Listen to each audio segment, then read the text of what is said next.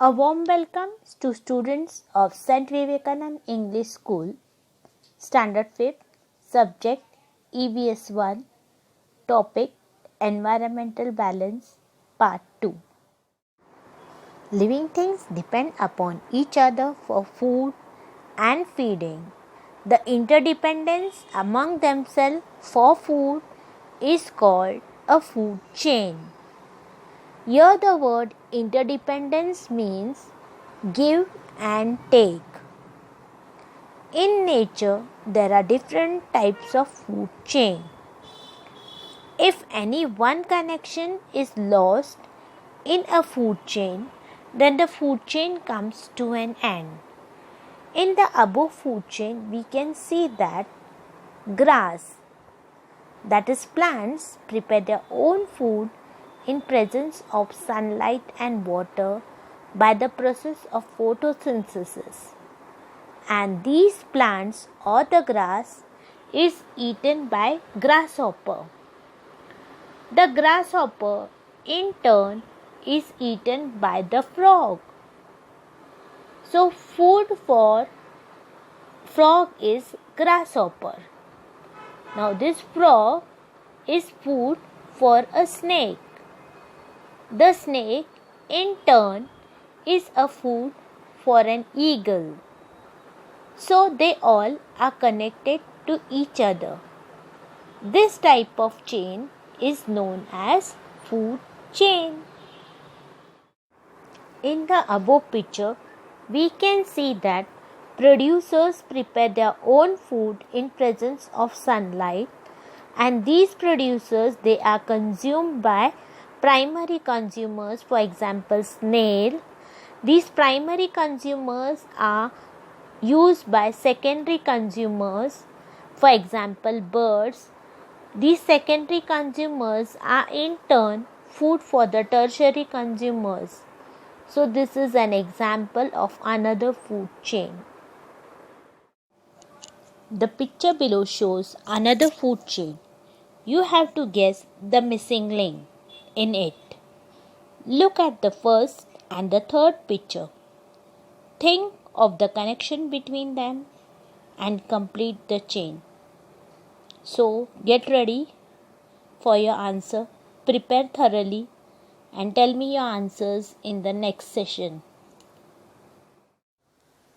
Living things use oxygen from the air for breathing and give out carbon dioxide gas. Plants use the carbon dioxide from the air for making their food.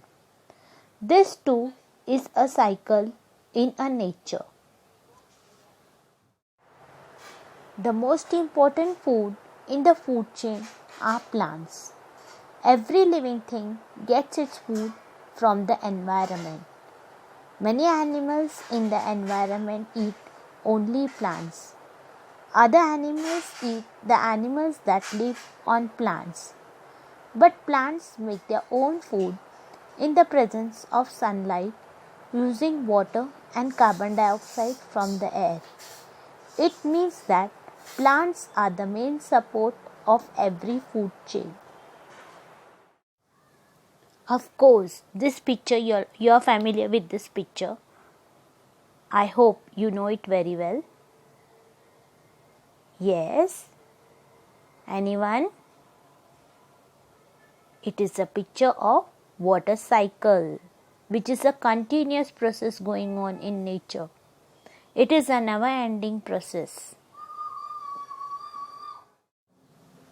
The plants use substance in the soil for their growth. And when plants and animals die, the decomposition of their remains adds these substance to the soil once again. This is an important cycle in the environment and is known as decomposition cycle. And the decomposers are microorganisms which are present in the soil. A food web is the natural interconnection of food chains and a graphical representation of what eats what in a ecological community. Environmental balance. There are many food chains in our environment. Because of these food chains, every living thing gets the food it needs and therefore continues to live. There are several other such cycles. Now we have seen decomposition cycle, water cycle, carbon dioxide, oxygen cycle, etc. There are several other such cycles. Thus, there is interaction among living things between the living and the non-living thing in nature. The interaction goes on continuously. This helps to maintain the food chains in the environment. When the various cycles in the environment goes on uninterrupted, uninterrupted means without disturbance, environmental balance gets maintained. Summary: food chains and food web, types of cycle in nature, process of photosynthesis.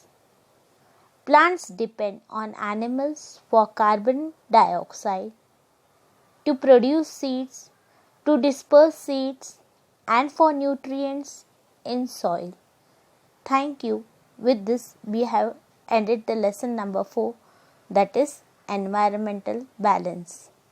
Okay, meet you soon in the next session. Stay safe, stay at home, stay safe.